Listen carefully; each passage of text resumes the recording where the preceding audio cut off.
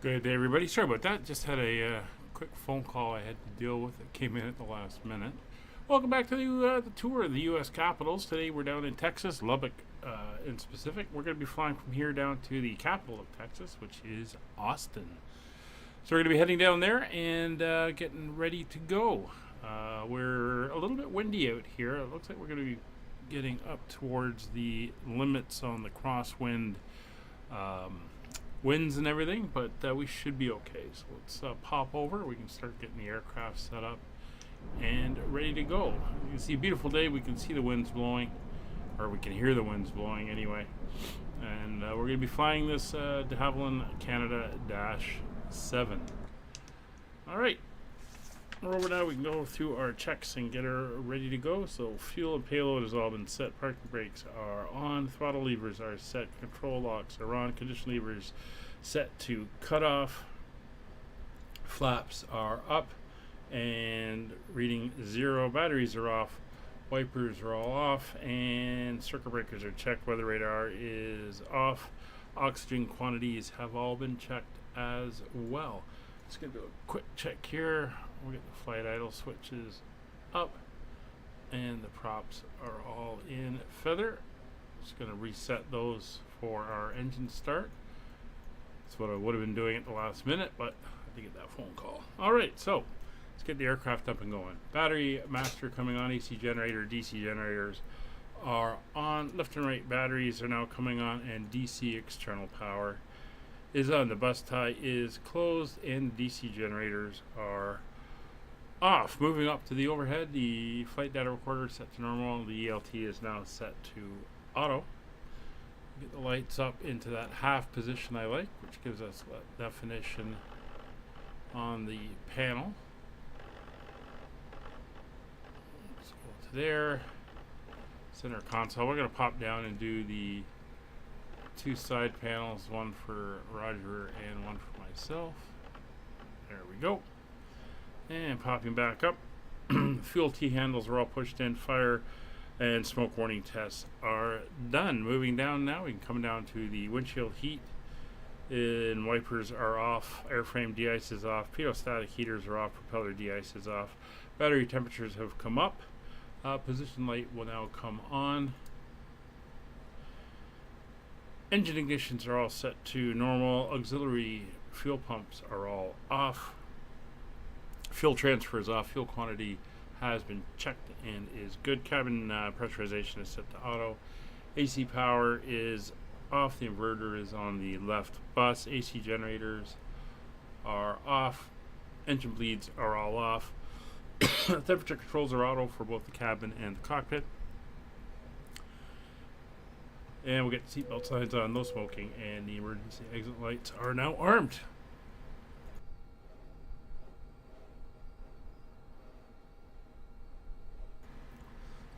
Sorry about that, a little bit of a coughing spell.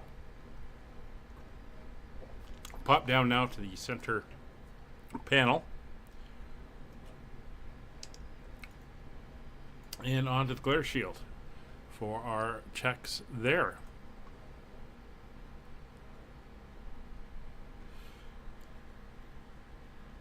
So clocks are synchronous. Local time is 2:35 p.m. Flight taxi switch is in. Taxi GPWS is checked. Yaw damper is normal and is guarded. Flight director's quick test. Everything is looking good. We'll go back into standby mode. PFCS lights are off. Autopilot set to captain. Caution and advisory lights. Caution lights are up, and advisories are good, and everything is working fine. There we go. Anti-skid button is now on as well. And just gonna fix something here. Let's go to there, and there we go. All right, over on my side here, steering switch is off. Speed and overs are stall overspeed warnings are checked. Flight instruments are good. We'll get our current weather here for Lubbock. And as mentioned, it is a little bit windy here, as we heard when we were outside. So you can see winds are 230, 20 gusting 31. That's going to give us a crosswind close to limits, but we should be able to get off no problem. 10 miles of visibility, skies are clear. 32 degrees, it's hot down here in Texas. 2976 is our 67 is our barrow. So we'll come over here, check that. That's 67, and over here on Rogers, and 67 is set. Alright, DMEs will turn on both DMEs, and he is on DME2, and I will be on DME1, or NAV1. Compass is set to slave. Hydraulic quantities and pressures are good. Static source is selected. Normal on both sides. So Roger's back on board. We are good to start the loading. So we'll get the passengers on, and we can come over to our main panel here in the center. Cruise altitude for today is going to be at 15,000 feet. So we'll get that dialed in.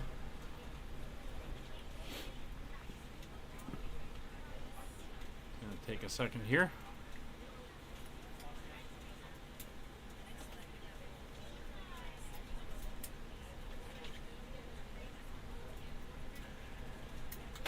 There we go. 15,000 feet is now set in the altitude pre-select. Propeller auto feather is off. Engine intakes are retracted. Engine instruments are looking good all the way down. Landing gear mute horn is good. Pitch and roll disconnect handles are in, and locked weather radar is not working. Transponder. There's no ATC where we are. There is ATC down by Austin, so we'll see what happens there. We're going to be squawking 6235. That's our preset number. So 6. Damn hitbox. There we go. 6235 is set there. Comms and nav radio. So CTAF frequency here for Lubbock is 120.5. So we'll set that.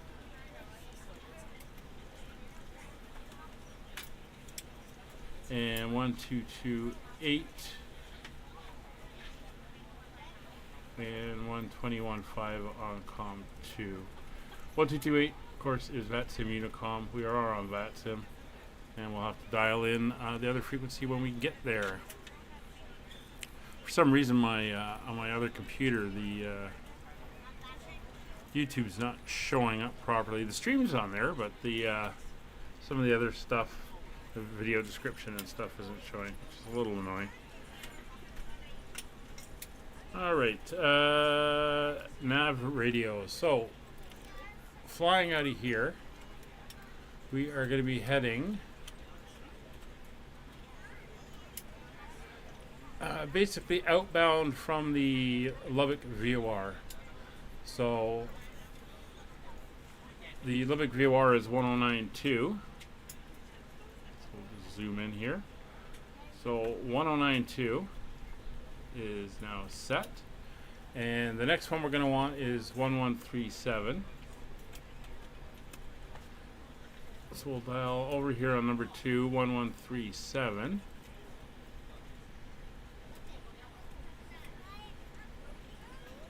That is the ABI VOR, and then we're going to want the BWD VOR of 11355. Yeah, so that is now set in there as well. We're also going to turn on our gauges over to VOR mode rather than ADF mode. On behalf of the cabin crew, and our initial course off of the LBB VOR is going to be 121 degrees. you have trouble finding a So we location will for dial any that in history now. on items, please use the flight attendant call button over your seat and somebody will assist you. If the overhead bin is full, please make sure you close it as a courtesy to other passengers. Please double check that all your items are put away so that the aisle is clear There we and other go. passengers And can our make their way to runway their seats. heading If you're in an emergency exit row, off please of leave runway exit seating 26, which is the responsibilities runway in we're going to the be card using, in the is seat back in front of you. If 264. you're So not we'll able to set our comply heading with these actions, gauge please let a in for flight that. attendant know so that way you can be reseated. Feel free to use your cell phones during the rest of the boarding process, but we do ask that laptops, tablets, and any other larger electronic devices Which will be are right sealed about once there. you depart from the gate. Thank you, and welcome aboard. Alright, so with that all done, we can move down here. The flight instruments on the other side are all set. Roll spoiler switch is set to normal, and the avionics cooling switch is on. Parking brake is set. Control locks are set. Throttles are flight idle. Condition levers are fuel cutoff. Flaps are set to 0. Flight idle gate is closed, and the light is on. Autopilot yaw dampers are off. Trim is set for takeoff, and we would get our clearance. So no ETC, we're going to be self-cleared. While we're waiting on the final boarding, let's take a look at our route today. So we'll bring up the map.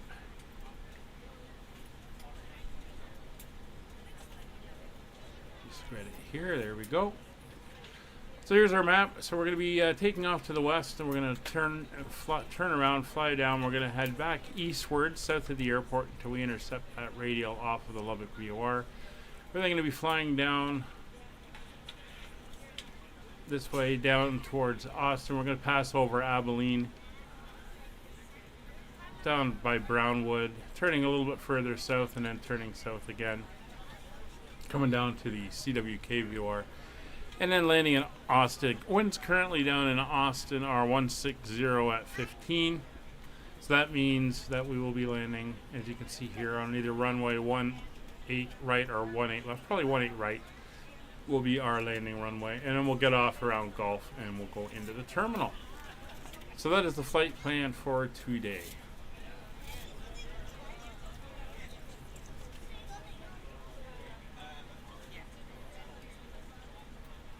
All right.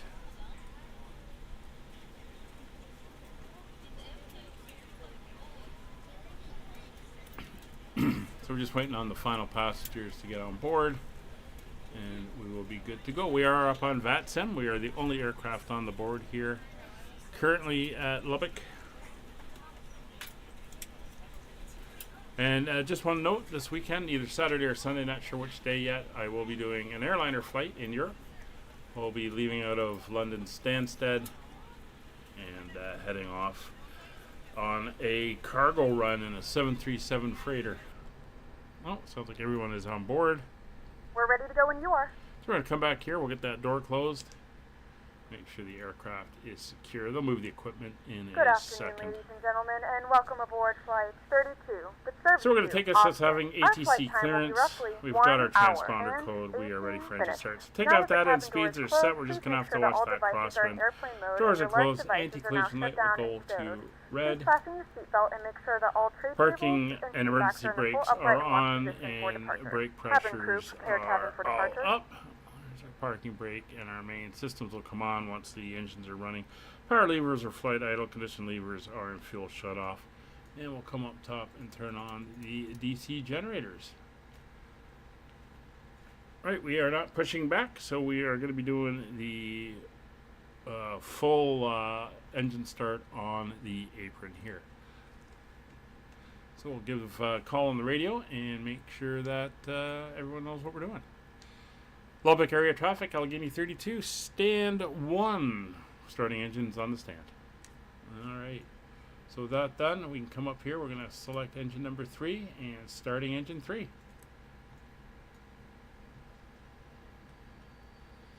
We have rotation, percentage coming up, propeller torque coming up. 20%, we will add fuel to engine number 3.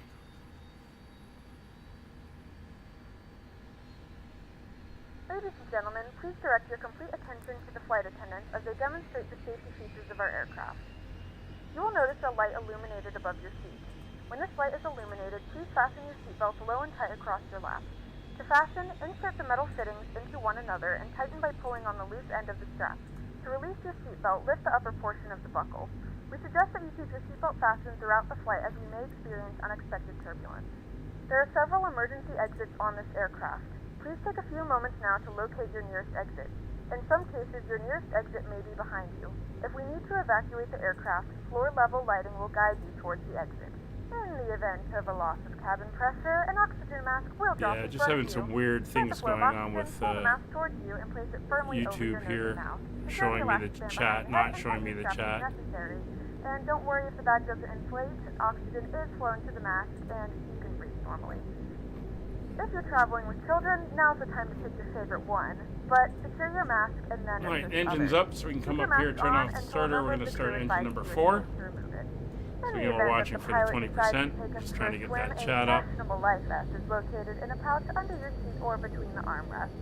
When instructed to do so, open the plastic pouch and remove the vest. Slip it over your head. Wrap the straps around your waist and buckle at the front. And Pull the there's strap adding tight. fuel. To inflate There the we vest, go. pull firmly on the red cord only when exiting the aircraft. Finally If got your it vest showing does not inflate properly. automatically, Hey, Kevin. blow into the mouth Yes, switches there's for manual ATC inflation. on, Each vest is it's equipped with a whistle Houston? and light. If necessary, Houston this system Center's can up. be used as a secondary So switching we'll pick them up device. about halfway down if they Please stay securely online. stow all personal items. There's Make sure your 70%. seatbelts are fastened and seat Come backs off and there. seat cables are all in their full upright position. We remind you that this is a Sounds non-smoking good, and everything flight, is running and good. that So over to includes engine number vaping. 2. Tampering with Start the cranking disabling or too. destroying the smoke detectors located in the lavatories is strictly prohibited by law. All of this information and more can be found in the safety card located in the seat back in front of you. Adding We fuel. suggest reading this and letting a And cabin away she member know goes. if you have any questions. Thank you for flying with us again, and we hope you enjoy your flight.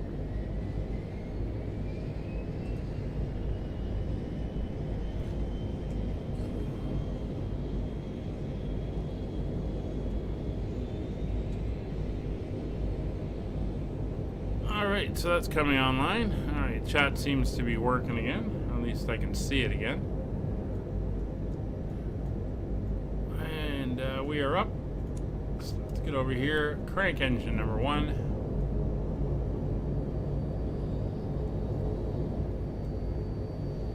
Get that fuel flow.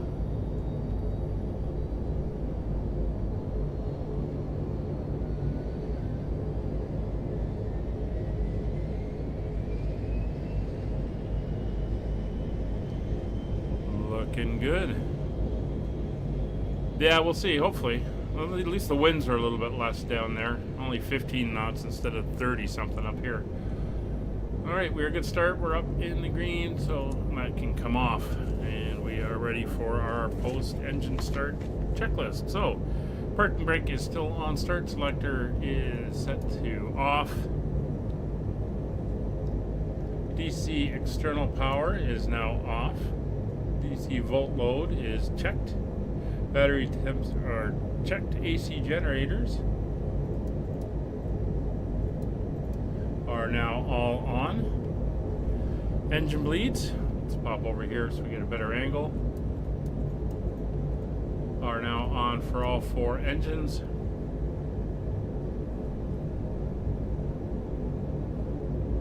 And we're good there and good there. So flight directors will come on for both sides. Cabin is ready.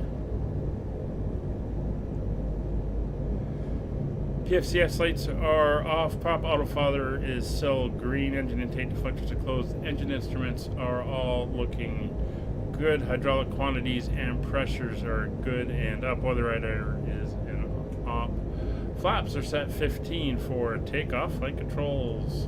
Control lock is off. We'll do a quick check. There's full left, full right, neutral, full forward, full back, neutral, left and right rudder is good. Elevator trim is set for takeoff. Yaw dampers are now on. De-ice pressure is checked. Ground equipment chocks are more or less clear. We'll ignore this stuff.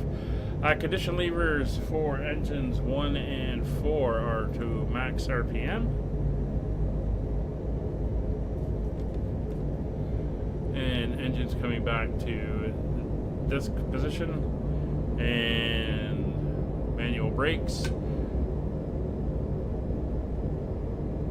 Brakes are released.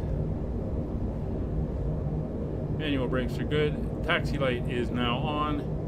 And Lubbock area traffic, Allegheny 32 taxiing from stand 1 via the apron, Romeo Juliet, holding short 26 on Juliet. All right. Whoa. That's not what I wanted. Went a little bit too far back. There we go. So we'll just ignore these guys. Get ourselves out.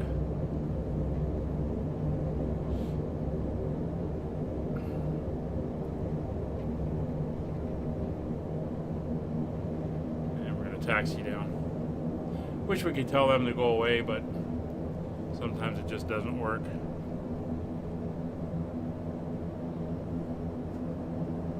Can't get out on the other side. Wish we could, but we got that other area we looked at last time over there,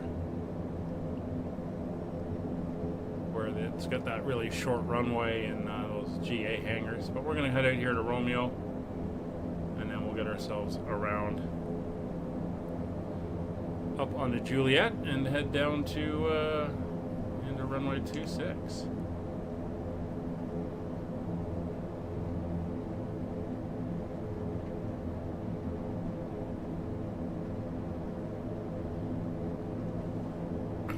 Today we're going to be cruising at a height of 15,000 feet, I think it is.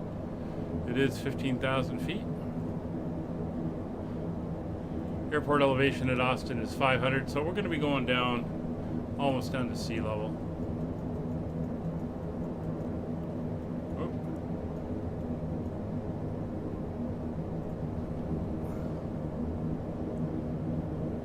And as you can see, skies are pretty clear, just a couple little clouds on the horizon.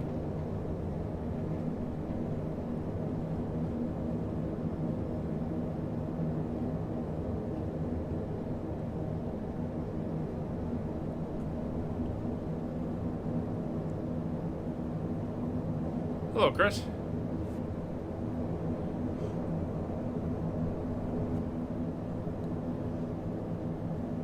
I'm wondering if it's my Explorer. I might have to install Chrome on this just to give me a better window for watching the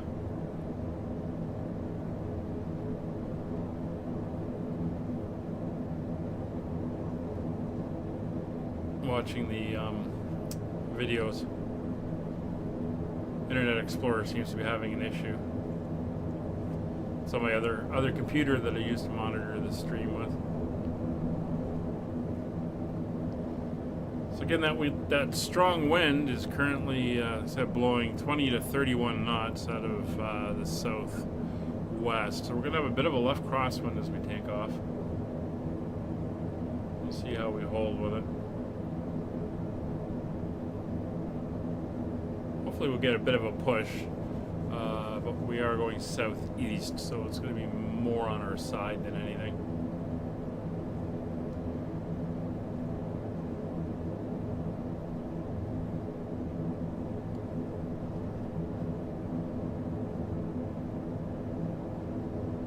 Alright, while we taxi down here, let's get the transponder on.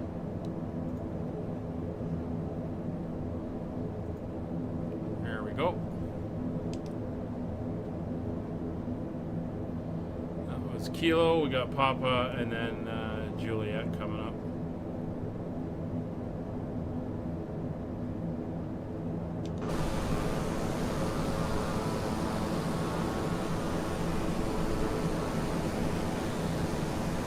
Again, it's been a fun aircraft to fly, and they are making it better and better as it gets improved. And again, once that new update comes out, I'm sure they'll do some more improvements with it as well. The sim update. There's Papa.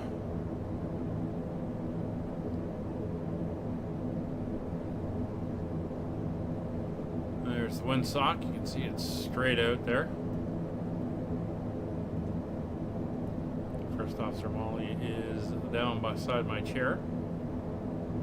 We had a lovely day down in the dog park earlier. Today some running around and some exploring in the woods.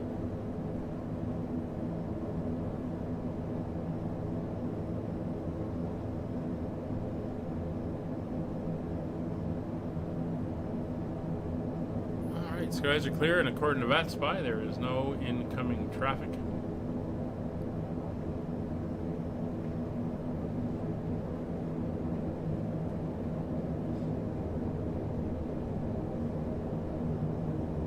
We'll just get ourselves up to the line, and we'll do our before takeoff checklist.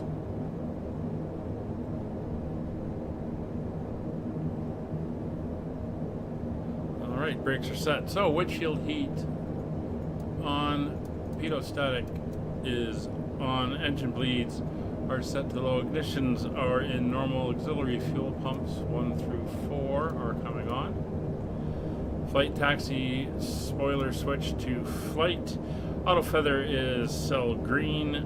Engine intake deflectors are retracted. Control locks off. Condition levers for all 4 engines are at maximum RPM. Flat set 15. Flight controls are checked. Engine or aircraft trim is set for takeoff. Cabin is notified. Caution lights are checked, and as you can see, that one caution we have is the ground spoilers, which are now on because I just opened up the or turned the switch over to flight, and they're deployed. So transponder is on. TCAS, we don't have TCAS. Weather radar is in up. Landing lights are now on. Anti-collision light will go to white, and strobe lights are on. We are good to move out. Lubbock area traffic, Allegheny 32, take position runway 32. Alright, approach path is clear. We'll move out and line up.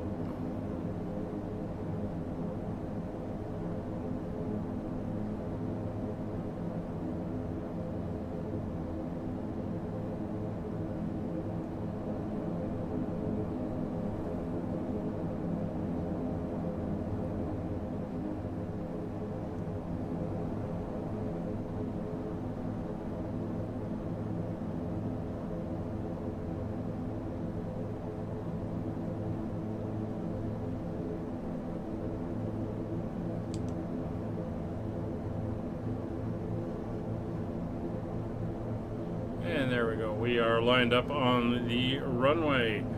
Lined up, brakes are set. All 4 engines are maximum RPM. Engine intake deflectors are retracted. Power coming up to 3200. Ground spoilers are closed.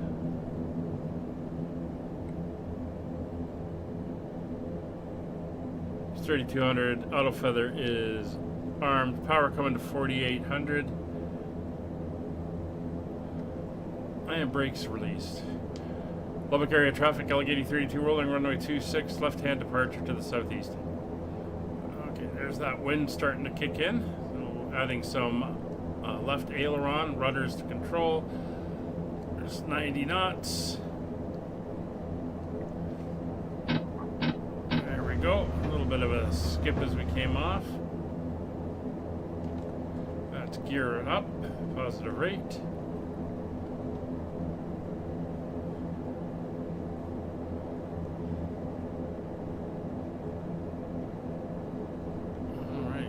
Not too bad. Climb it out nicely. Gonna trim it. Let's get the autopilot on. We'll lock in heading and indicated airspeed 130. There we go. Flaps up.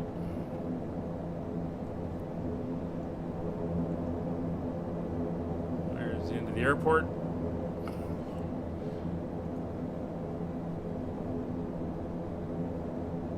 Alright, so we're going to begin our turn. Turn south at first.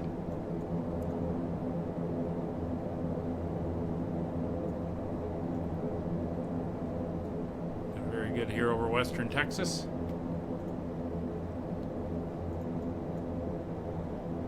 Pass through the radial. We're going to fly out. The beacon is behind us, which is fine, and we'll keep our turn going around. We're going to head over to an eastward heading until we intercept the radial.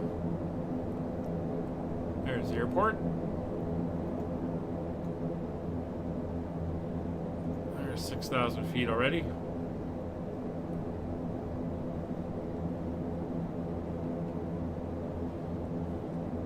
Turn on alt select so that we are ready to capture. It is much better. They have played with the physics behind that a bit, so it does handle better.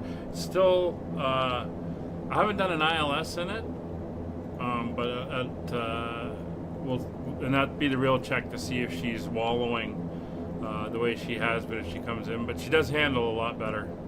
There we are coming up on our line for the radial, so we'll go into nav mode. We'll let the aircraft capture that as we make our turn.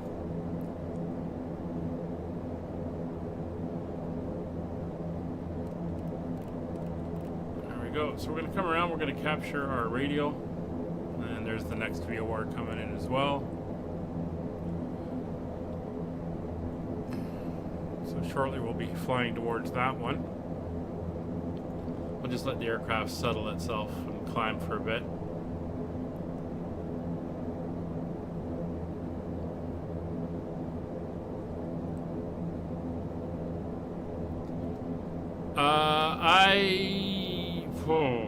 I'm not sure. I think I have.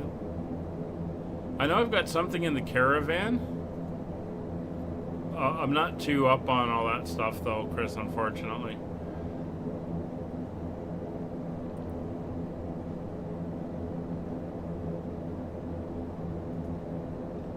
Alright, so what we're going to do is we're going to come in here and we're just going to lock this heading. And then we're going to switch over to the next VOR. And we're going to pull up the radial we're on. We're going to go to nav. And we're going to let the aircraft fly us down to the next radial.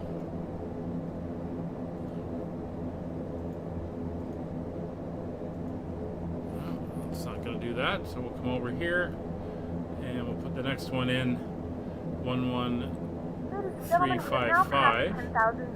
You may now turn on your larger portable electronic devices. There we go, 11355. So as we pass 10,000 feet, landing lights will come off. We should set cruise power now, so I'm going to come back to 3,500. There we go, and we're going to bring the props back to 107.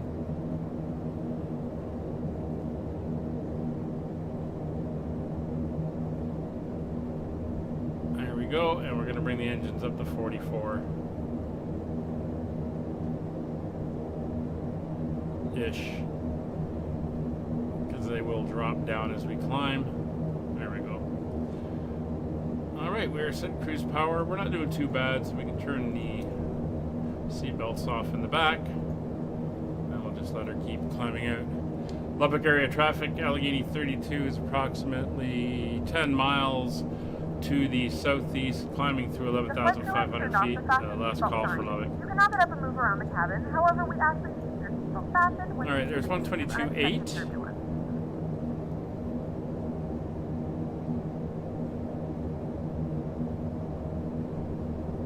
Oh, that is interesting, Chris. Yeah, I don't know.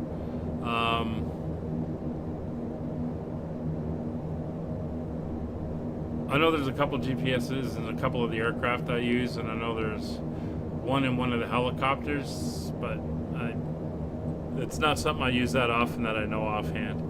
So Houston Center is 134,425. So we're going to come down here, 134, and then 425. There we go. So Houston Center is now in. And we've got 2,000 feet to go. And then we can set our power. So 15,000 feet for our power setting. We're going to be wanting to be burning. We're going to want to burn 380 pounds per hour per engine.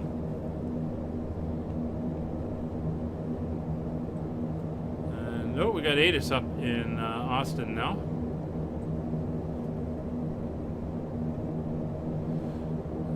2 inbounds, 1 outbound. Let's see what Adidas is saying. Arrivals expect visual approach runway 18 right, 18 left. Simultaneous in use, which is fine. That's what I was planning anyway. Probably 18 right as we come in.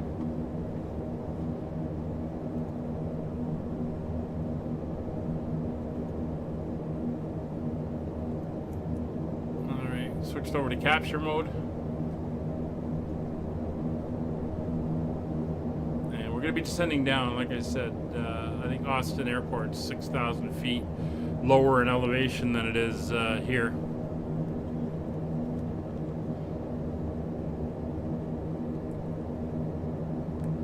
We're going to be doing the visual into Austin, so should be good. So there's us coming level. So let's get down here and set ourselves up. So 107 on the prompts. Just nudge here on 1 and 4. Oop, that's not the one I want. That's the one I want. And now we're going to go to 380 on the engines. Alright, so that's 1 and 4 set. And there's 2 and 3 set. So there's 380 burning on each of them.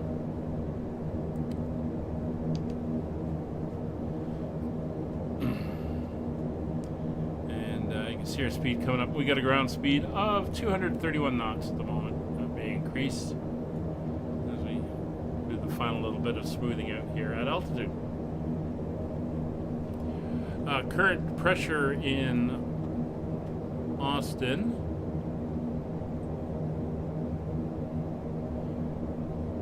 (297.5), so slightly higher pressure. Which means it'll give us a little slightly lower reading.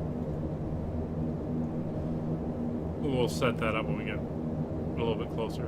246, 115 miles down to the next VOR.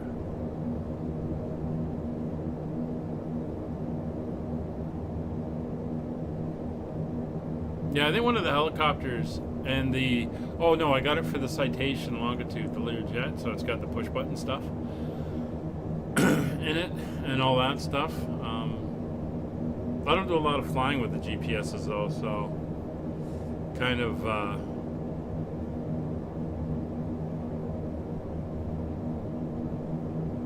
ruins it for me, I guess, or I don't do it often enough that I have to pay attention. 254 ground speed now. That's nice.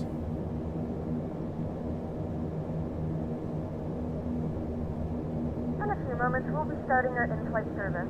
We will be serving complimentary drinks and snacks. Please look in your I seat think for our it's list of 3,000 complimentary and in premium drinks. the Garmin 3000 in the Citation, I If think. you wish to make an additional purchase, please note that we only accept credit cards.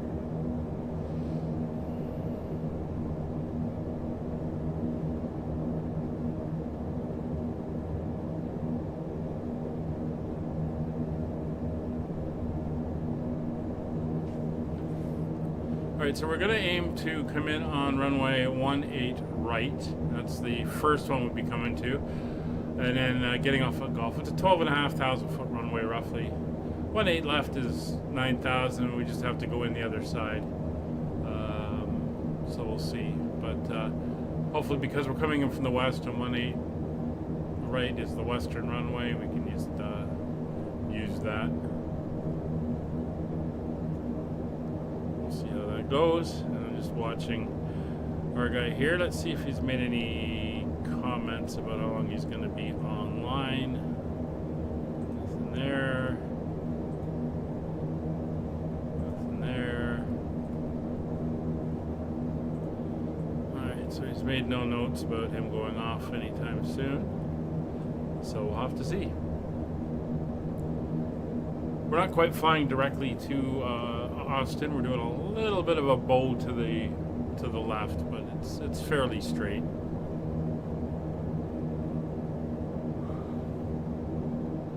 All right. So as we are cruising along, let's once again drop over here to the radio player.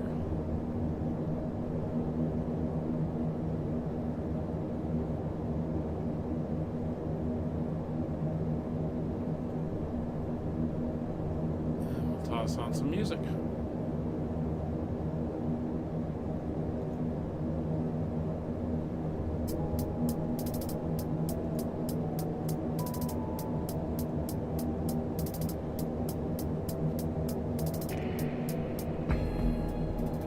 We have 264 nautical miles to go. That's direct line down to Austin. So should have about an hour's flying time.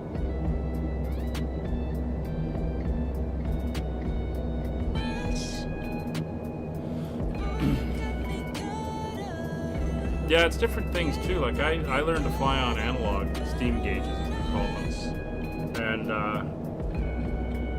a lot of the time when you were scanning, you were just doing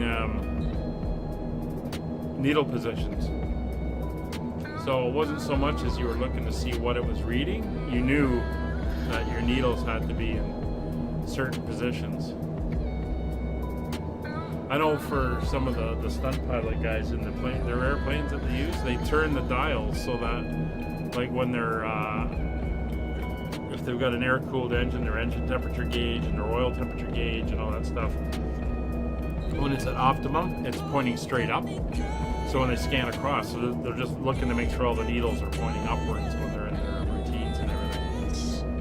So it's a quicker scan than trying to see, okay, that says 100, this is 90 or whatever.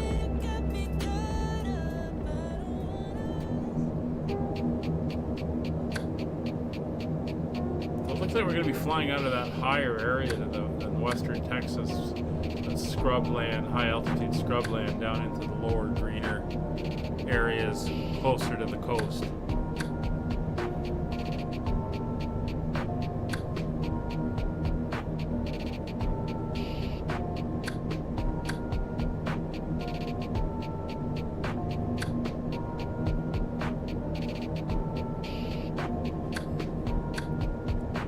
It's the same as when we used to do the air show routines when I was flying with the museum. We set our altimeters to 0 on the ground at the airport, so that when we were doing our routine and we knew if we were supposed to be at 500 feet, you could just look at the gauge and it would say 500. It's a little cheat. Obviously, you have to send it back before you depart the airport, but it was a good little cheat so that you knew where you were and all that stuff.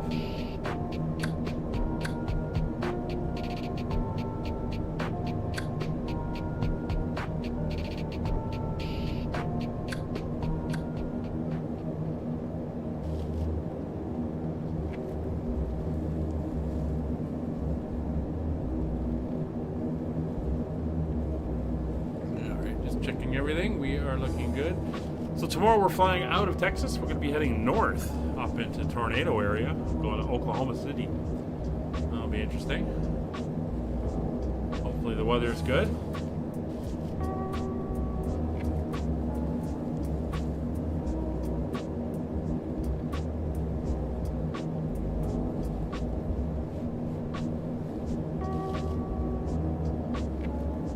Just trying to figure out where we're going to pick up, where the boundary is for... Oh, there's the boundary. So we're currently in Fort Worth Center. They're offline.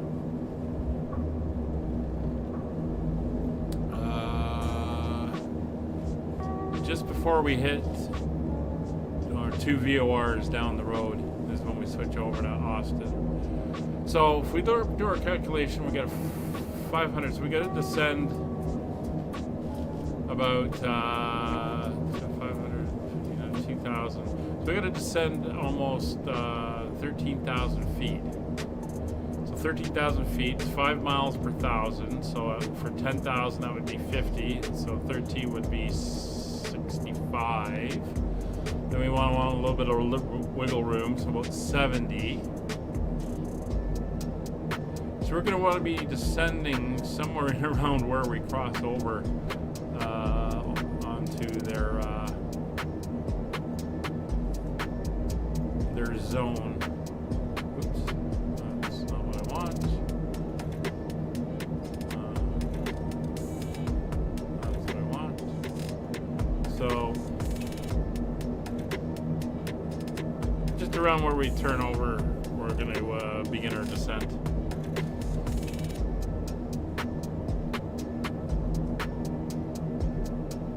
We're going to try to go for the intermediate descent this time. Actually, I should do my Dash power checks. I don't think I actually did all that. Let's see. Climb power, set landing gears up, flaps are up, retracted, flight idle gauge is in, and was closed, taxi lights off. Oh no, taxi lights not off. Fuel pumps, you know, all this stuff I forget. Don't follow checklists. Our engine bleeds are all set to low. Cover filters, set landing lights are off. We're all good there. So we're going to want to go down, descending at... Kevin, the problem is the aircraft doesn't descend that fast. She's only going down around 600 feet per minute. So if I pull the power back and lock it in at 150, it takes forever. So, because it actually says, if I look at the descent profile, so it's altitude divided by 1,000 plus 10 times X. So for a 3-degree path, that would be 3. So if I'm descending 13,000 feet, that would be 13 times 3 is 39 plus 10, 49, call it 50. And then I add in a little bit extra for moving around. That's why I said 60 miles. So there is that. So it says low speed descent is 150 knots. Intermediate descent is VMO minus 45 knots to 18,000 feet and then 185. So I'm currently showing 150, 60, 70, 80, 90, but 191. So if I was to let it hold for 185, since we're below 18,000 feet, I'm not sure what type of angle that would give me. I'm assuming fairly steep, so it would keep the speed up. We'll see. I'm going to get him to... Well, he's going to give us vectors in for the visual anyway, so...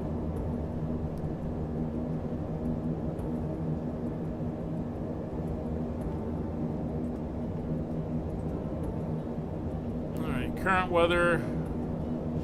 Winds are 12 to 22, 170. We got an overcast at 6,000 feet. Scattered at 33, few at 24. Is starting to close in. You have 10 nautical. I'm not doing an ILS though, it's a visual. Yeah, and you have to add so that you're out by that point and all that stuff. I know. That's why I add that extra 10. And then if I find if I'm high, I just take over and force it down a little bit faster.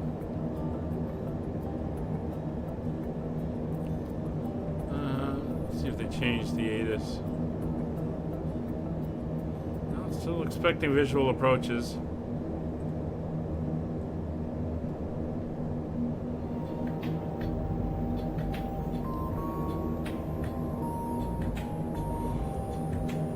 So where are we going to go when we get there? Wow.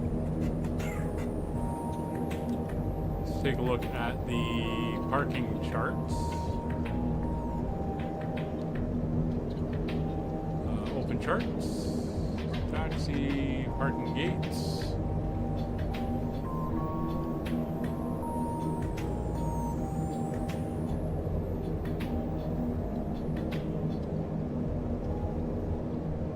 I think we're going to bus people, so I think we're going to ask for... Well, we could ask for 13 Alpha. We'll see what he gives us. Doesn't really matter for when we come in. Yeah, I usually do. I even pull up the RNAV charts just as a reference point for altitudes when I'm coming in like that. I guess I should pull up the ILS chart just so it's there. Let's go to 18 right. And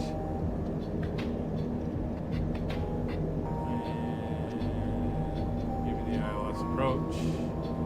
Now we'll go for final.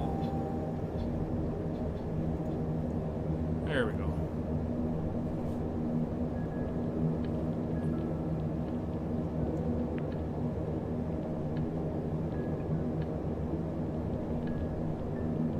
So 15 miles out, it says we should be at 4,000 feet. And 1,600 for the capture at about 3 miles out. Okay.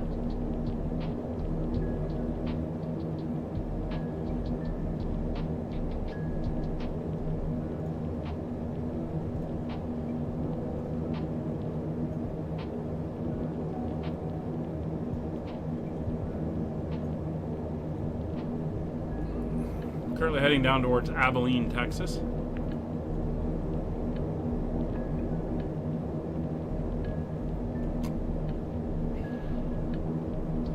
.43 miles out from the VOR, we got a 259 knot ground speed. I do like the fact that they've adjusted the aircraft speeds now. They work a lot better.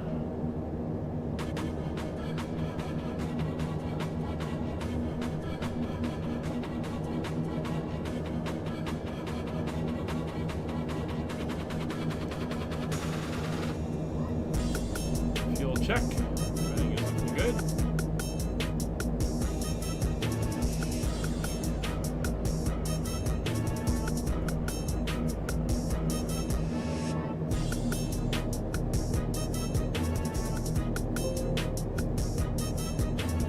Hey, can we get something to drink up here?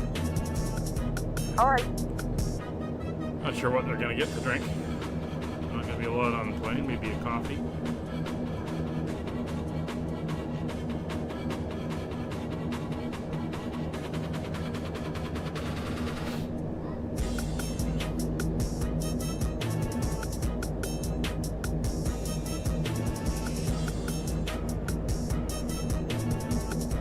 There's that cloud layer starting to come in that they were talking about.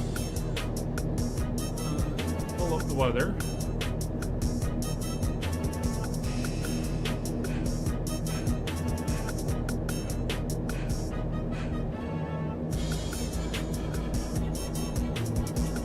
A lot of cloud cover. It's not thick. Heavy cover.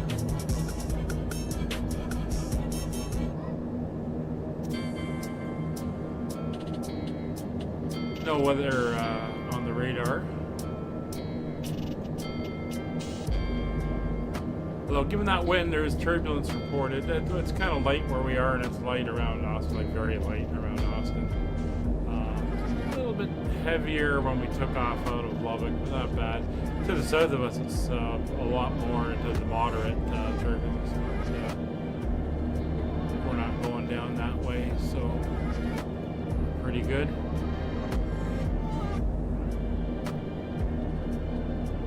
So the next VORs that we're going into is going to be the 11355, which is set up in our standby. And there's also over in here 11355 and then 11370. It's not the next one, it is 1125. So set 1125. And over there.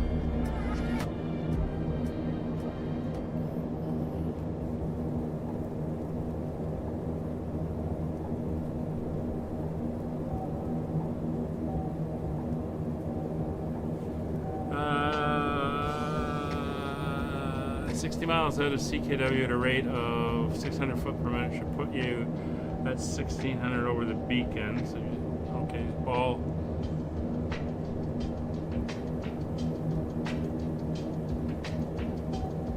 I'm probably gonna get turned in. Oh, that might work. Yeah. Okay. So basically, I want to start down at the AGJ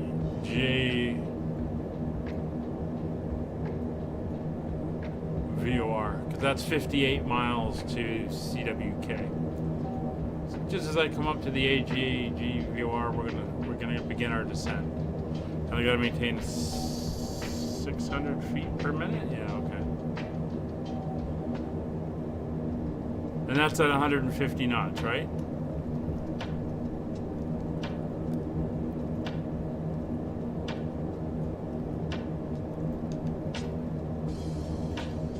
Let's pop outside. There's Abilene. Coming up in the distance.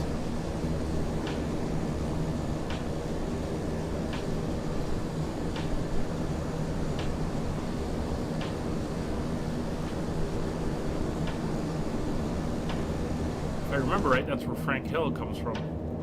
His propane and propane accessories.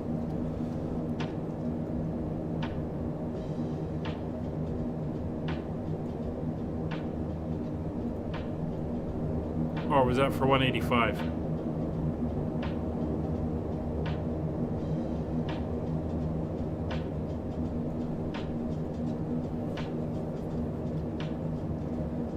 Because it's kind of hard to pick a speed and a descent rate. It's one or the other. It kind of bases it. So what I do is I lock it in at, if I lock it in at 150, that tends to give me that 500, 600 feet per minute descent. I'm assuming the 185 would give me a faster descent rate to keep that speed up.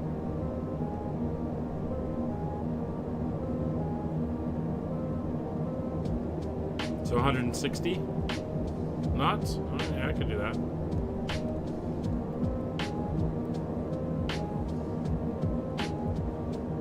It's roughly where I was going to start anyway after making contact before the VOR, so it's in that area where I had kind of roughed in my head.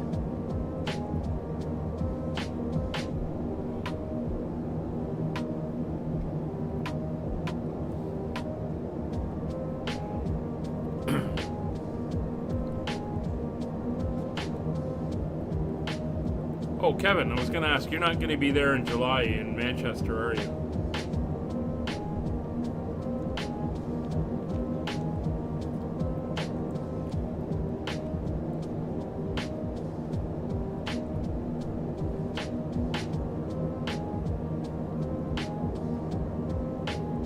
I'm about to be overtaken by a 777 coming in from Singapore. It's currently 26,000 feet above me. I'm going twice my speed.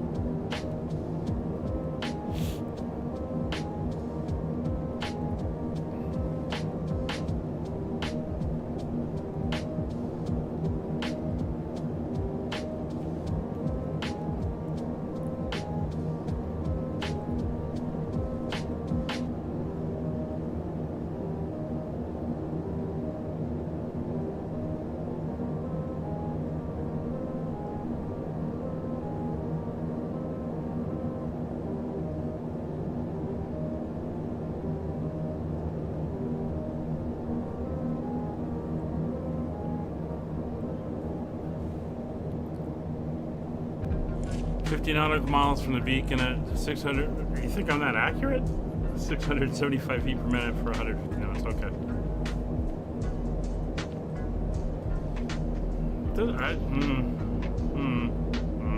Maybe.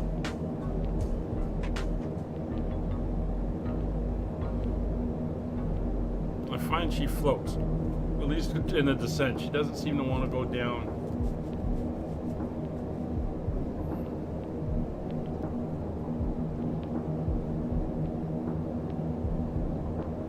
Yeah, you're Sam. Keep forgetting you're not just working over there. All right, that's us through the Abilene VOR. So we're going to go into heading mode just to hold on. We're going to switch over now to 11355, which is the BWD VOR, which I'm just going to check. 11355, that is correct. So we'll switch over there, and then we're going to take on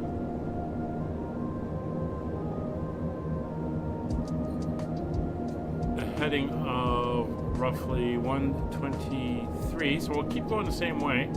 We're going now.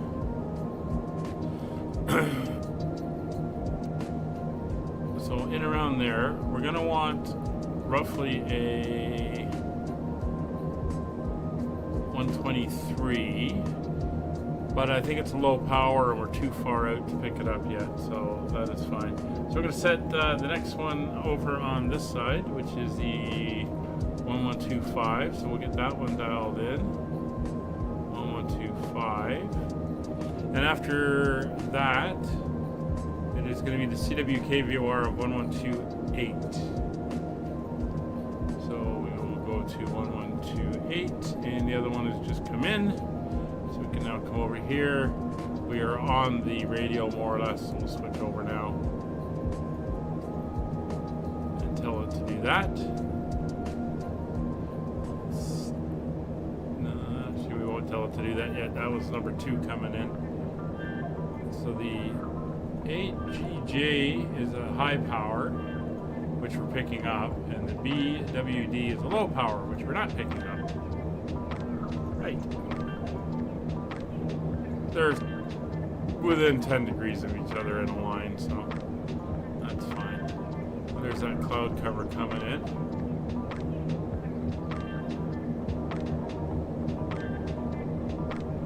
It's looking good.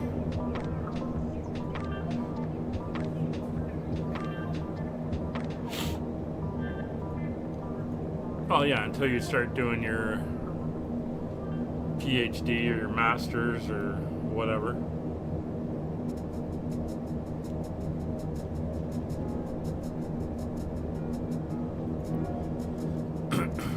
All right, so we got some cloud, but given the air temperature, I mean the temperature in Austin is 30 degrees Celsius, so I'm not expecting anything in the way of icing conditions. And if we look outside, where's my external temperature? Where is my external? Oh, there it is. It's only 2 degrees below zero, so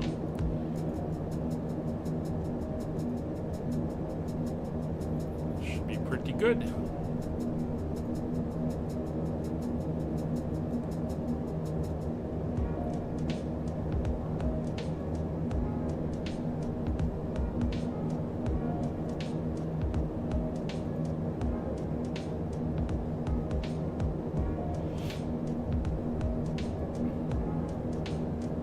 So as we're cruising along here, I'll do the usual spiel.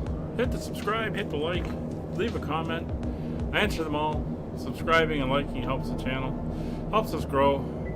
Try to get us up to that 1,000 mark by the end of the year. That'd be nice. We're getting close. And yeah, we can grow things and keep it all moving. If you want to come along and fly along, all the live streams are welcome to anybody who wishes to join us. Come over to the Discord. You can find the descriptions in the links, and I'll also put it into the chat there. You can find out what we're flying, when and where, when the streams are, and you're more than welcome to come along. And also on the Discord, if you have any questions for the sim or anything like that, you're more than welcome to join in and ask questions. There we go. We'll get that needle on there. Switch over to nav. We'll fly into the beacon at the BWD viewer. Again, you're more than welcome to come along. And if you really want to help along, you can join the channel and help there.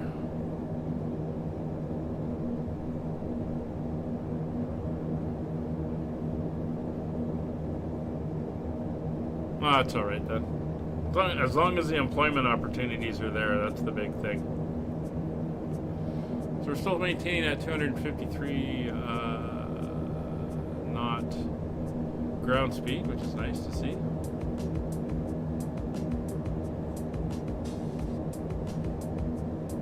And we're being passed by the 777. Let's try to see if we can see him. He's somewhere off our left wing. I think is that him or is that a star? I don't know. Not seeing contrails.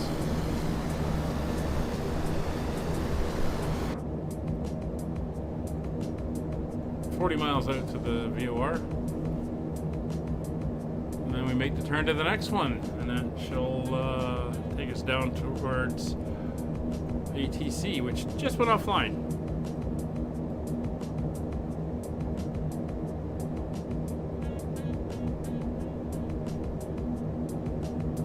So I think in that case, if he doesn't come back up, Kevin, I think we'll give the ILS a try and see how she handles it. So we'll self-vector in towards Chade, and then we'll see how the aircraft does on the intercept and arrival in on an ILS.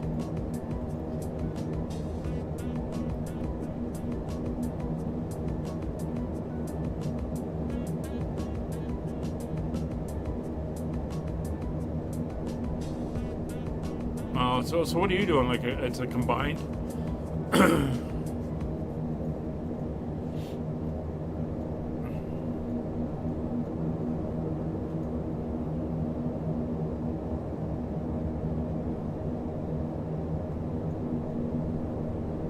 There's a couple other ones. I know the teachers were one where you had to have a BA and then you did the educational one specific.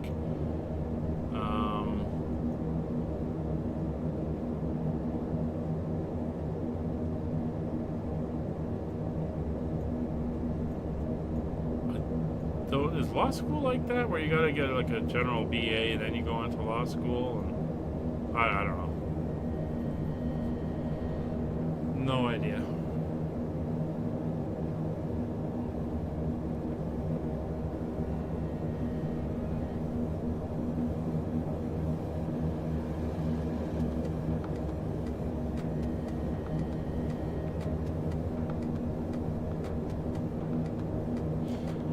I wonder if they've modeled this. If I was to switch over to autopilot from captain to first officer and had him linked up on nav 2, would it follow that one? I don't know. Don't know if they've modeled that or not.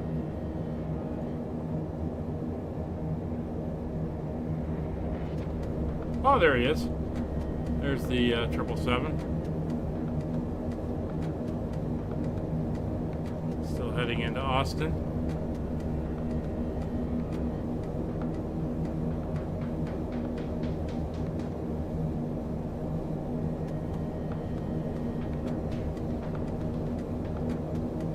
Yeah, it makes sense.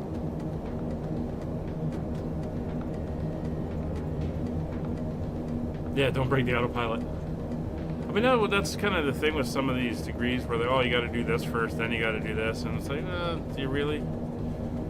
Can't some of it be combined? I mean, if you look at a 4-year BA with a 1-year or a 18-month educational type of thing, surely that you could take out some of the BA stuff and insert the educational stuff in and have maybe a bit more robust 4-year program, but still a 4-year program.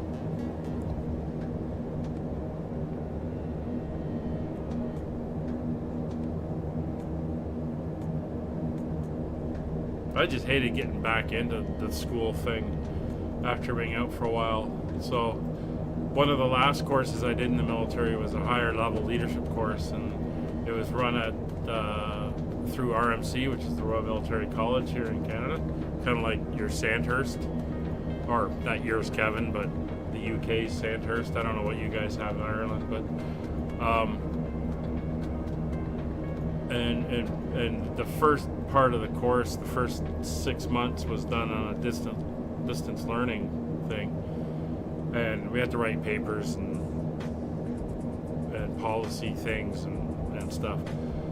But it was getting back into that writing style and how to do it, and then everything had to be footnoted, figuring out how to do proper, I think, what do they call it, Chicago style footnotes. Getting that back in and doing proper footnoting that way, and it was a pain at times.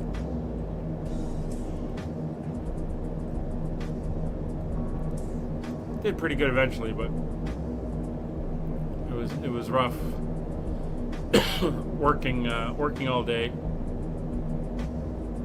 and although the Army said that was our main focus, and we didn't have to do any of the other stuff, well, we still had to do the other stuff.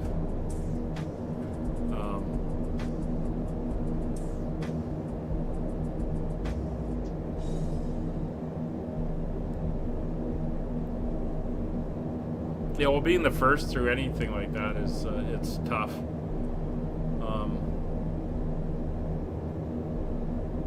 And that's the course I was on. There, it was the first time they rewrote it, and actually, it was a newly created course that I just missed not having to do, so I had to do it. So we were the first class through it as well. So it was interesting. It's really interesting writing comment papers on national policy, national defense policy, and then backing up your positions and doing the research. And all this from a guy who barely got through high school.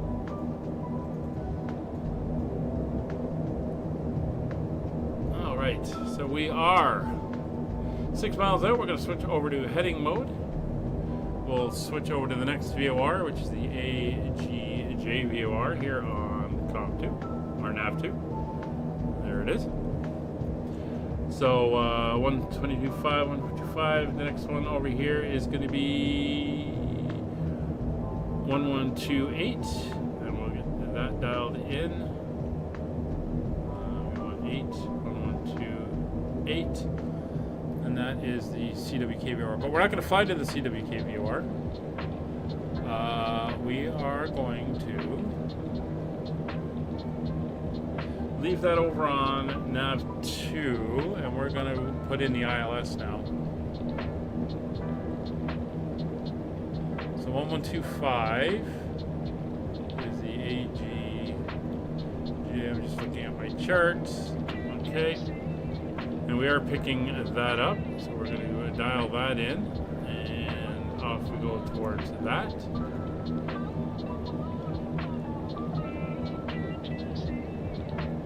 You use Harvard, yeah.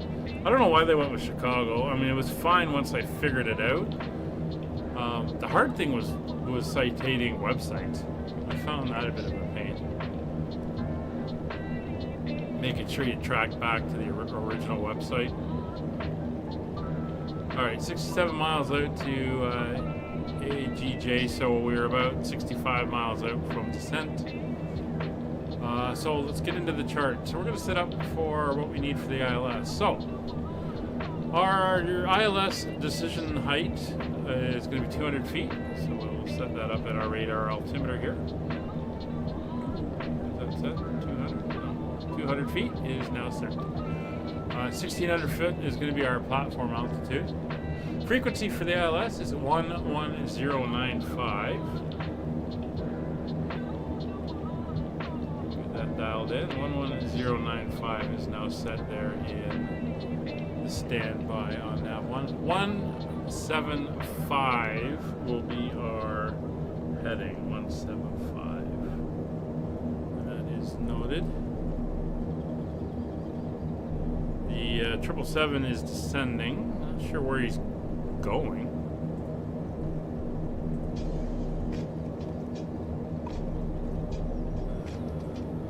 should get another VOR or METAR update in about 15 minutes.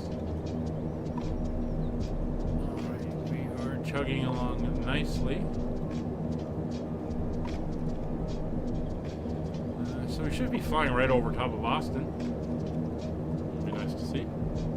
Definitely got that cloud formation to deal with as we come up. Still got 152 knot ground speed, so we are moving along nicely.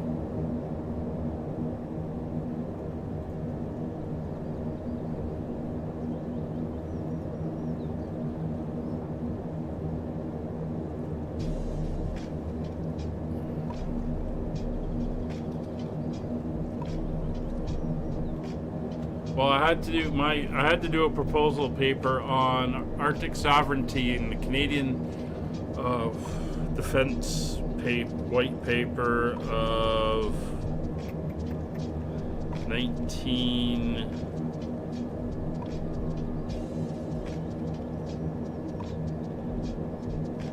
When was it? 1998, I think it was.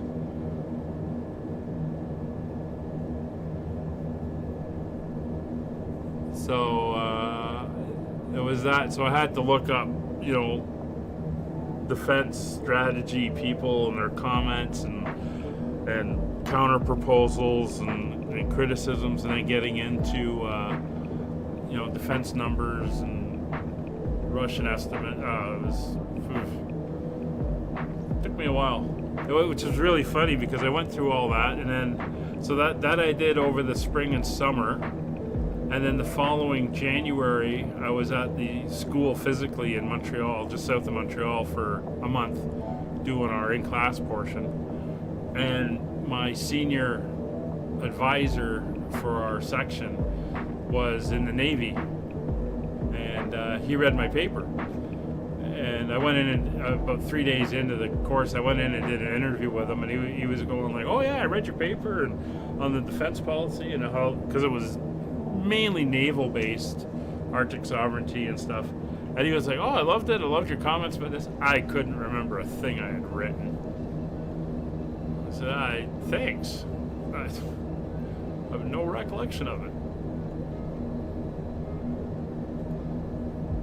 I mean, then that was just one of several we had to write. I had to do another one on whether the U.S. had won the drug war in Central America. So that was an examination of that policy, because it's, again, the course was all high level national policy type of stuff.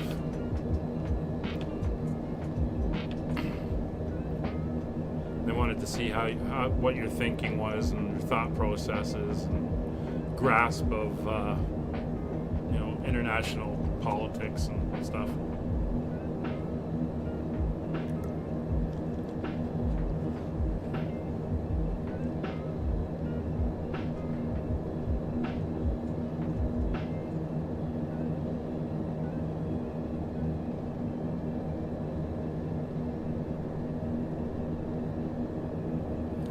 We're looking good.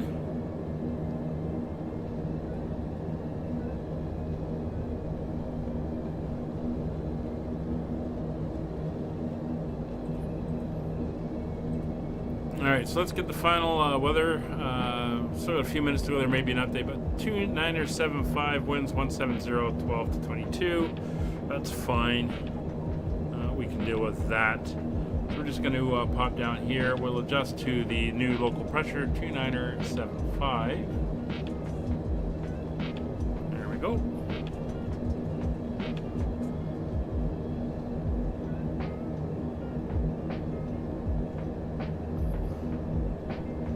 Higher pressure makes us think the aircraft is higher. So it's going to go back down. There we go. It's all good. And set.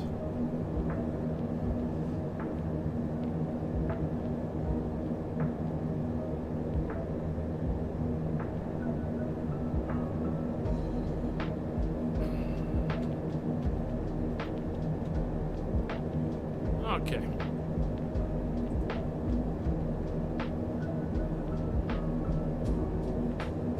It kind of was interesting, and I was interested in it in some sense. In other ways, it was just I just want to get through this so I can get it done.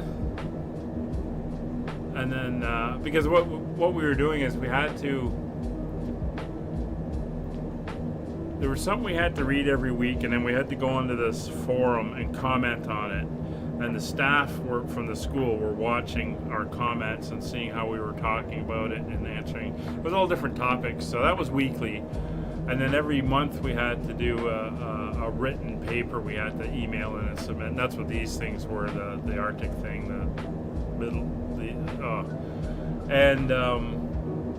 they were just given out randomly, so you didn't even have a choice in the matter of what it was. So I had to do 4 of them, I think, over the 6 months. And then there was like 36 of these weekly conversation input things on smaller things.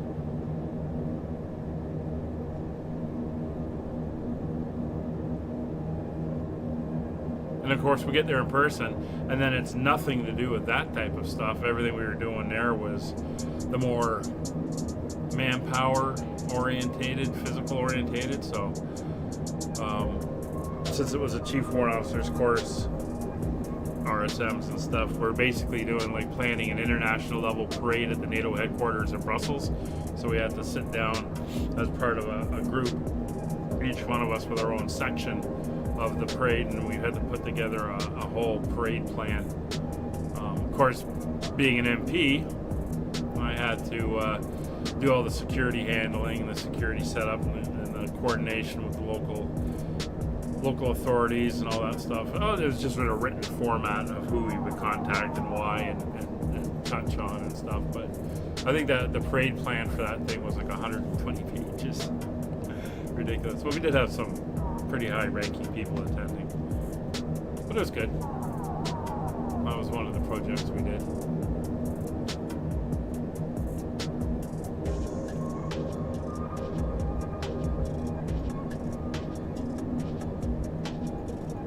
My favorite part was what was it? How do you manage managers who manage managers? Yeah, how do you manage managers who manage managers of managers?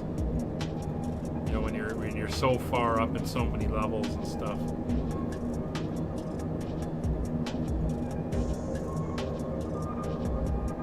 Now you got to adjust your approach at each level.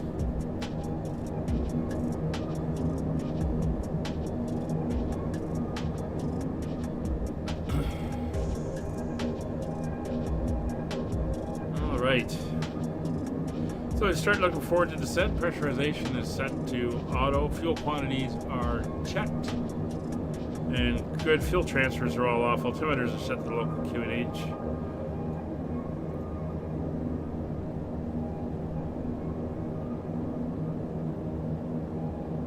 Oh, we had diagrams. We had the whole parade script was written by 2 guys. For the parade, and the parade script took 40 of the pages, and then we had several diagrams showing all the positions of where everything was going to be, and then I had a whole another set of diagrams radiating out from that with security lines and security patrols and because we had VIPs coming in, and so there were pictures in that parade plan. There's a few of them actually.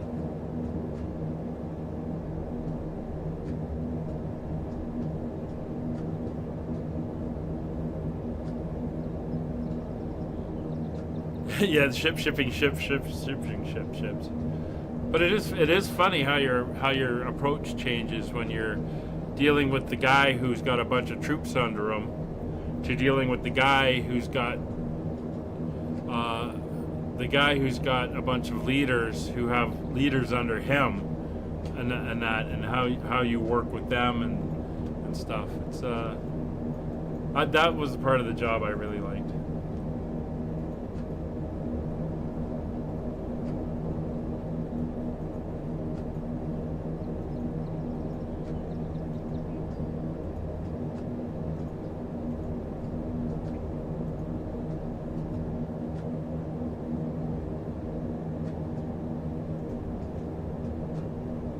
not a lot of theory. There's a lot of tradition,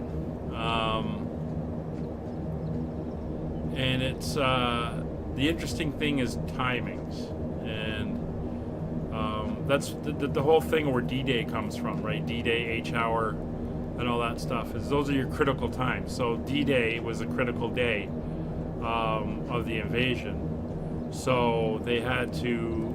Everything was based off of that, right? It was June 5th initially that they delayed due to weather. Same with the parade. So when you looked at the parade, it was the reviewing officer coming on to the parade. That was the minute that everything was based off of. So how do you get to that point where everything is ready for him? So he has to do that. Well, it's going to take 3 minutes for the parade commander to come out and take over the parade and do that. So you scale back. So the parade commander's got to come on 3 minutes earlier. Then the deputy parade commander comes on 3 minutes before him. Then this, and you work it all the way back to when do the troops have to start arriving in the parking lot to get off the buses to start getting ready. You know, how many hours ahead is that? And everything's got to be laid out time-wise. All right, 7 miles out, so we're going to switch over to heading mode. All right, 1129, I believe, or 1128 is the VOR down at the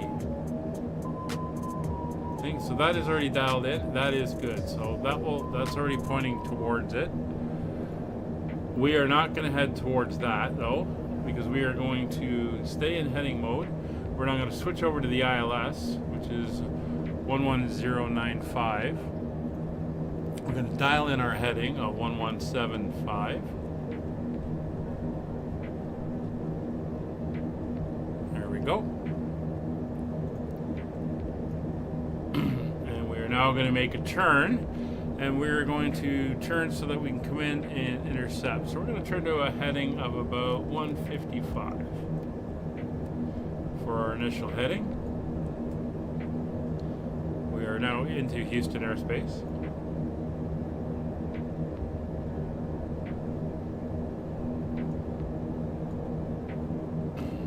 And there we go. So we're going to set an initial descent altitude of 5,000 feet. A little bit of leeway because shit happens, but not a lot of leeway that everybody's sitting around with their thumbs up their ass for an extended period. So yeah, you build in a little bit, but you try to keep it timed. And of course, you get everything planned and you have everything set and everything comes right out, and you're right there at the minute. And then the reviewing officer's late or whatever, and there's not much you can do about all that. Alright, so we're going to start heading down to 5,000 feet. So we're going to target 160. So we're going to pull the power all the way back to flight idle. And at 160 we'll go into indicated airspeed mode.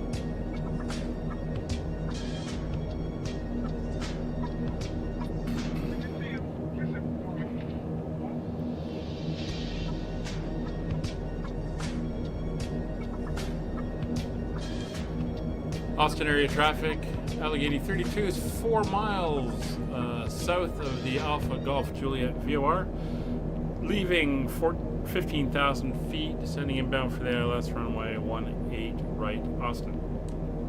There we go, 160-ish. Down we go.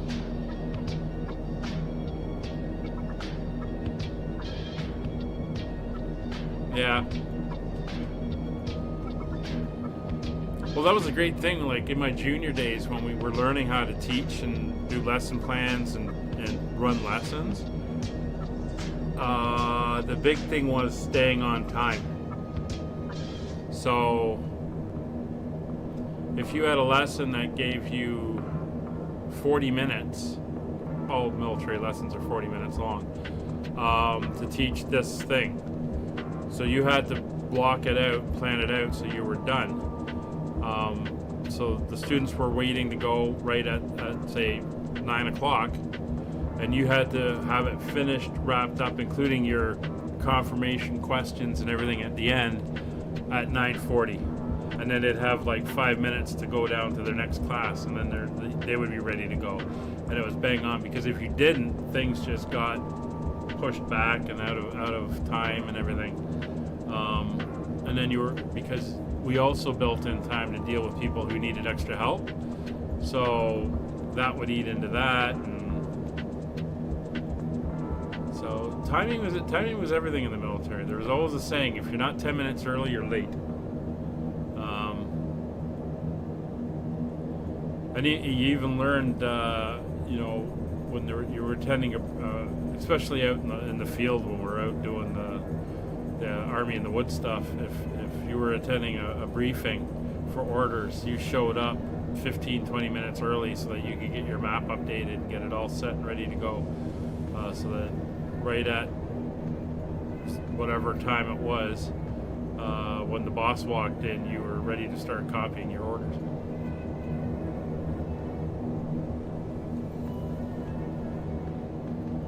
But the great thing about the military is everything was so formatted that orders flow in a certain format. It doesn't matter if you're getting them from your sergeant or if they're coming down from the general.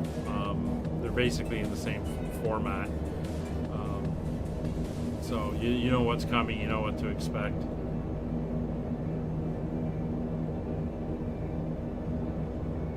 Alright, so we're going to get the CTAF frequency for Austin, Texas.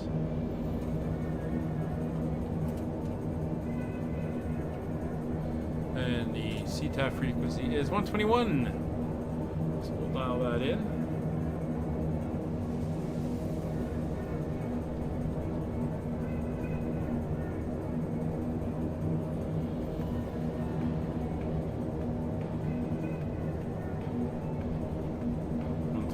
Is in and set.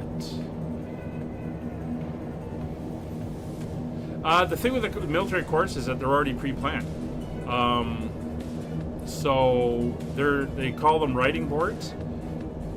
So for say, we'll pick a topic. Using a compass with a map. At some point, a bunch of sergeants and stuff sat down and they actually wrote the lesson, how long everything should take, what it is, and they've tried it out and they've got the lesson. So if I'm say running a basic recruit course, I get a massive package with every lesson already done. They're already done out. They're ready to go. You just grab the stuff. They're ready to teach.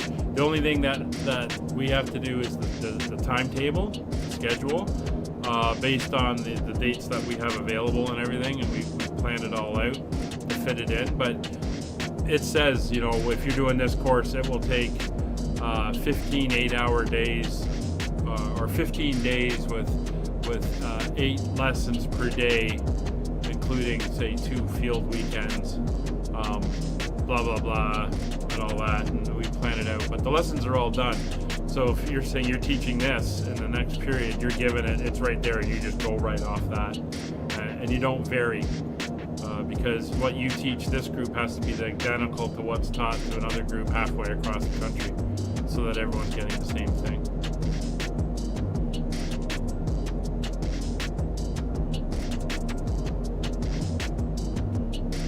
It's an interesting system, actually. I haven't been on any of the writing boards, but I've taught a lot, and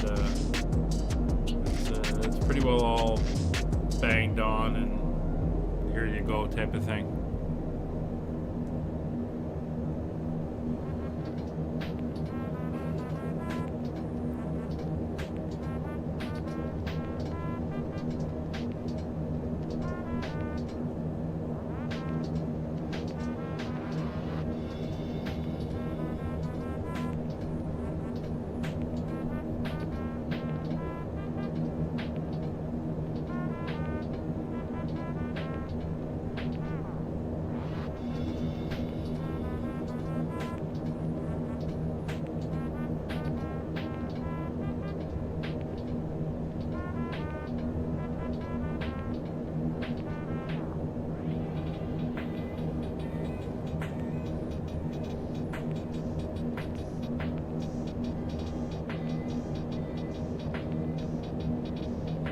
Sorry, just answering text here. I have to.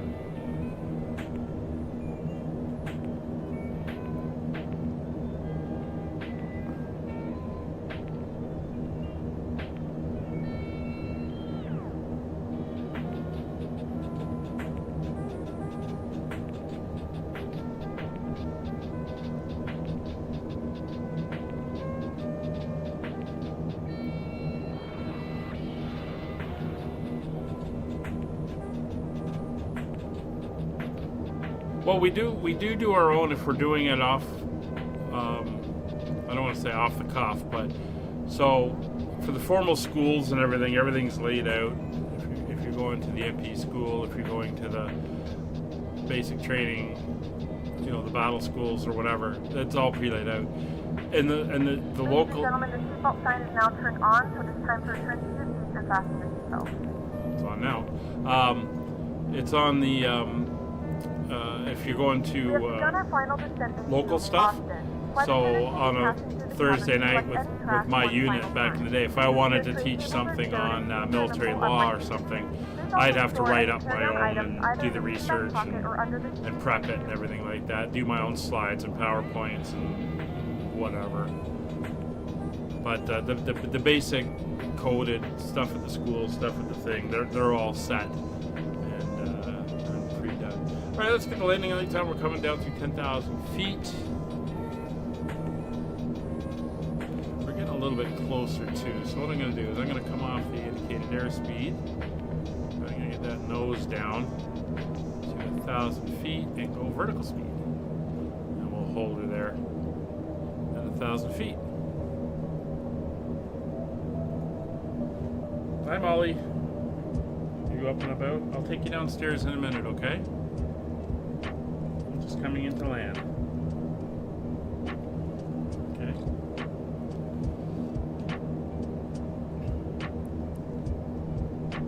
I know. You're sitting by the rudder pedals. Alright, we're through 10,000. Everything is looking good. So we're going to switch over now to 121.0, Austin's frequency.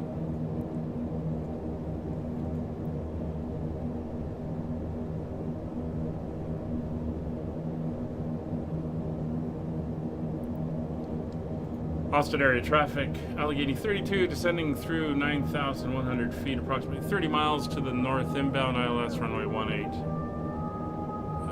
Austin. 18 right.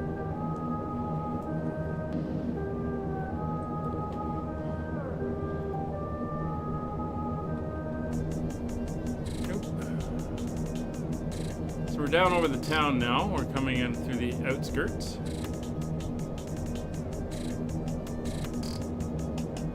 I mean, there's stuff like part of the training. If I want to do this or I want to do that, then we'll do it. If I think we're a little weak in something, then maybe I'll have one of my guys do something, or I might do it myself. This is what I was doing at the end. So coming in and teaching that and stuff. But if we're doing the out in the woods work, there's certain standards we have to meet for certain tasks. And the standards are laid out, or it says you got to be able to do this in this amount of time, or this in this amount of space, or whatever. You'd have to create your own lesson on if you wanted to. Although the stuff is taught at the formal school, if you wanted to recreate or modify it for your guys to help reconfirm it and stuff, you'd have to come up with your own type of thing there. I'm just going to turn over to 150 now. Just swing a little bit more to the eastwards as we continue descending down. And I'm going to dial that down to 4,000 feet. Alright, we're in the clouds. Temperature is almost 15 degrees, so we're not worried about icing. Sending it at 179. So descent checks are all done, landing lights are on, passenger signs are good. We'll give them a final ding in the back. Just let them know we're coming in. rain, the clouds. So initial approach, cabin and pressurization is set. Engine bleeds are all set for low. Auxiliary fuel pumps are on. Passenger signs are on. Synchrophase is, oh, we got a lot of rain coming in. Taxi light will get on as well. Landing light's already on, that's fine. Altimeters are confirmed, set to local pressure. One last check. We should have gotten an update. We did get an update. 2971 now, so the pressure is dropping. Get that dialed in. 2971. Down through the rain. Didn't show rain, so I'm not sure where that's coming from. Altimeter, engine intake are retracted, and max prop RPM is next. Still not picking up the ILS. That's fine. We're still a little ways out.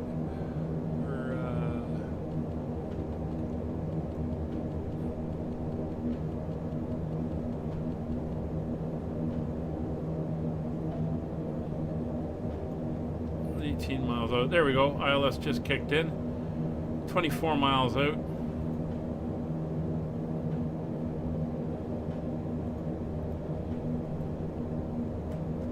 And we are looking good.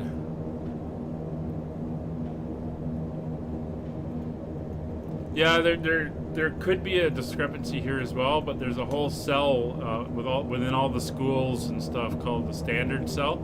And they will actually show up when you're teaching, and especially the formalized courses, and they'll come in and audit your guys.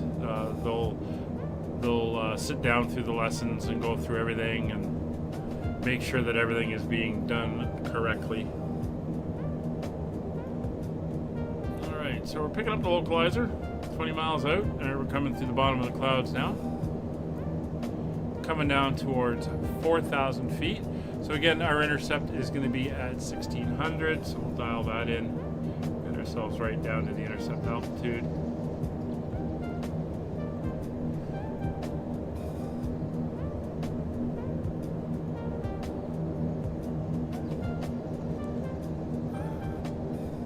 And the engines are right back.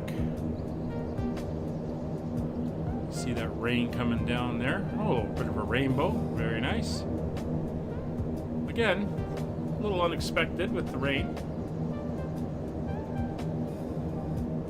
And we're picking up the glide slope as well now, and we are below the glide slope. So that is good. So once that comes in, we can go into approach mode. And we are looking good. 18 miles to go. About right.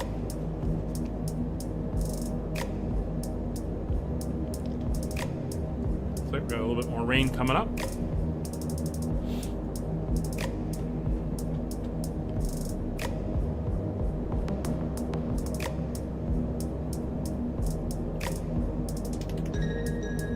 Alright, there is the glide slope coming in, so we're going to go into approach mode now.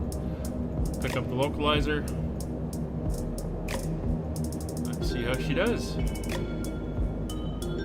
So we are going to blow through the line slightly as we come around the corner.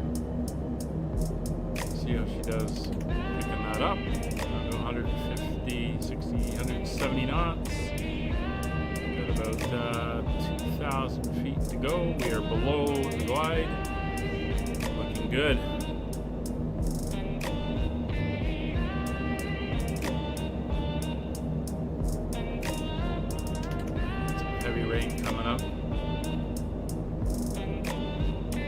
Alright, 14 miles to go, so we're going to start slowing the aircraft down. So the props are going to go fully forward. That'll create a little bit of drag. Start slowing down. Get one final ding in the back. Everything is set there. No icing issues. Temperatures are over 20 degrees. Everything is set up top. And we are all good. So, good thing we're doing the ILS here. Certainly couldn't do a visual approch. IMC conditions. We'd have to tell the controllers that, you know, visual approach is not possible. Again, we're into the rain.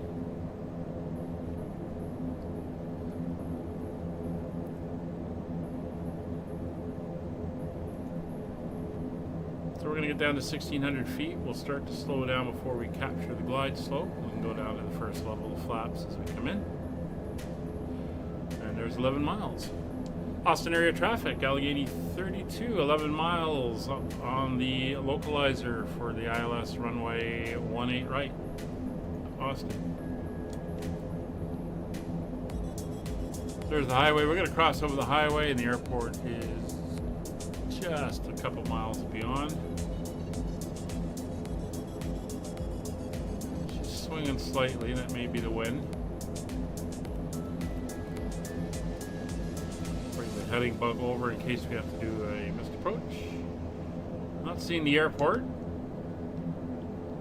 It is out there somewhere. Oh, there it is. I got the runway right there.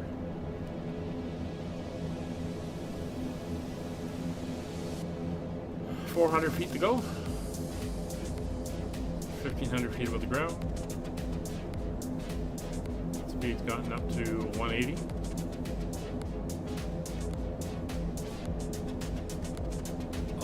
Capture.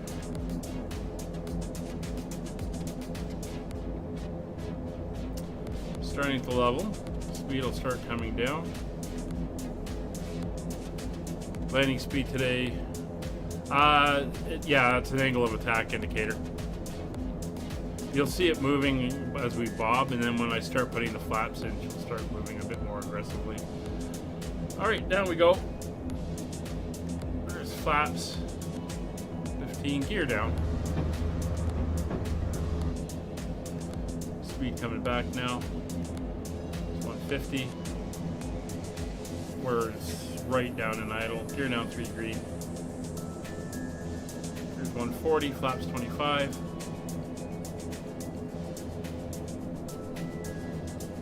She's holding pretty good, especially as I'm dumping flaps in. A little hesitation there. Yeah, it did work out very nicely. Bit of wind there. It is breezy. There we go. There's 100. Flaps 45. It's 500 feet coming up. Keep that power up. Trying to keep around 100 as we approach. You can see her. There's the wallow.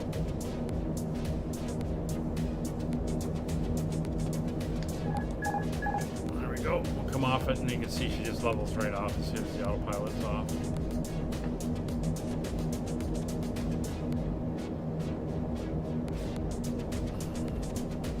Have a good headwind. A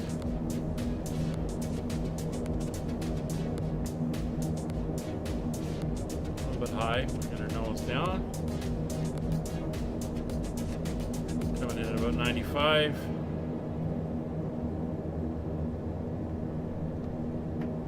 Over the roadway. Got a little bit of space here to get us down.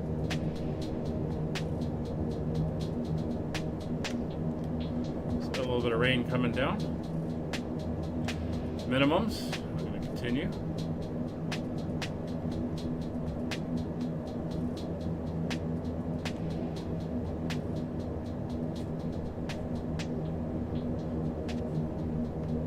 Molly's excited for the landing. She's sitting up now.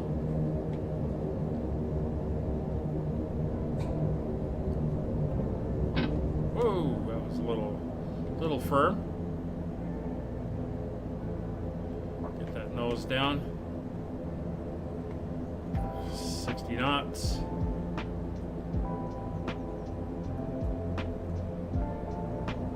Ladies and gentlemen, welcome to Austin. The local time is 4:21 p.m. To the end of the and runway. it's currently about 84 degrees Fahrenheit. You can now use your mobile devices. Please remain seated until the aircraft This is the generic default Austin Airport. There's a payware one out there, but remember to use caution when wasn't going to get it for one arrival. Please thank you for flying with us.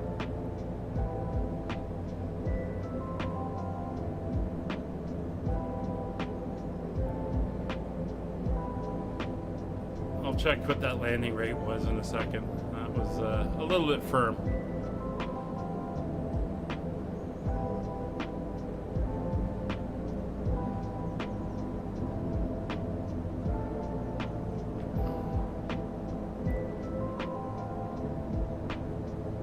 I like the fact that with what I'm watching, you guys haven't even seen the landing yet. I'm already taxied off the runway. So much time delay on this stream today. But yeah, I got some heavy rain here, which wasn't forecast. It's interesting. Anyway, that's us through. Austin area traffic, Allegheny 32, clear runway 18 right on Gulf, taxiing to the terminal.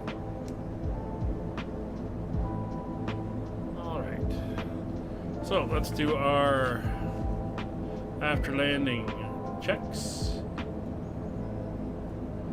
There's the control lock is on, condition levers 2 and 3 will come back to the feather position. Flaps are coming all the way up. Anti-collision light will go to red. Strobes are going to come off. Landing lights are going to come off.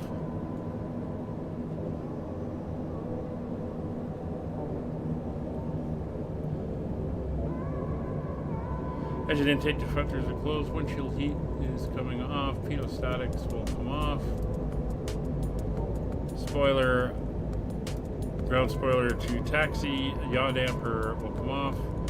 Weather radar is off. TCAS down until we get into the gate. So for the gate, let's go to gate number 30.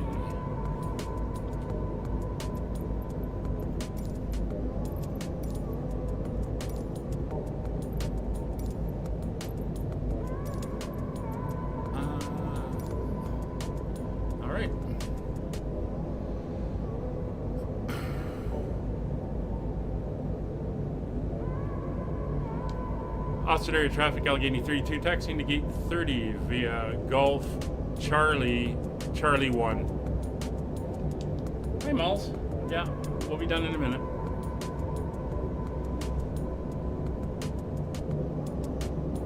I guess 700. Yeah, we'll see when I park. I'll go check. So here's Charlie.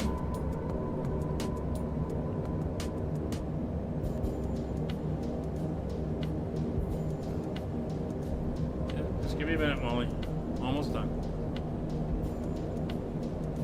She's poking me in the leg. Come on, hurry up, Dad.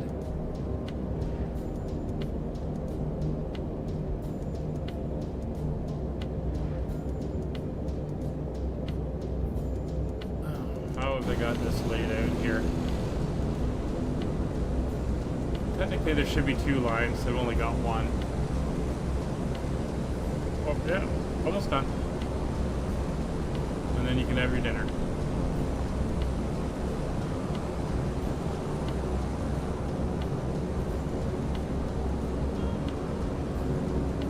There's 32. And 30 is the next one. Now, taxi light can come off.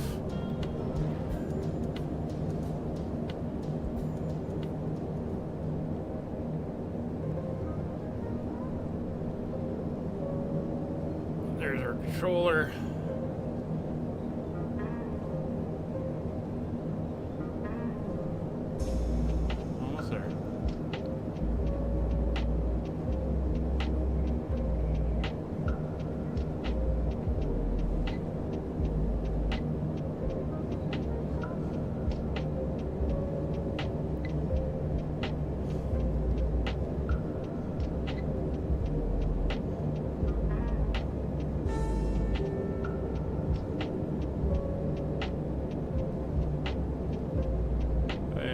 Almost there. There we go. The brakes on. Coming down here, flight idle. We'll bring the other engines back into feather, and we are parked. So emergency brakes are on, taxi light is off, power levers are in flight idle, condition levers are in feather, weather radar is off, DMEs will come off. Steering is off. I'm going to shut down engines 2 and 3. Auxiliary fuel pumps will go off. Engine bleeds go off. Shut down the other engines. Anti-collision light will come off. Strobes are off. Position lights will stay on. Passenger signs. And people can get up and move about now. AC generators are now all off. And we'll leave the batteries on. Anti-skid can come off. And we'll head to the back. Pop the door. There we go, guys. We are here in Austin, Texas. So let's take a look at that landing. And we landed at 381. Not bad. Not too bad at all. So that's going to do it for today. Tomorrow we're heading up to Oklahoma City. Hope you can join us. Thanks for coming along, Chris, Kevin. Good to see you. Have a great day. See you on the next one. Bye for now.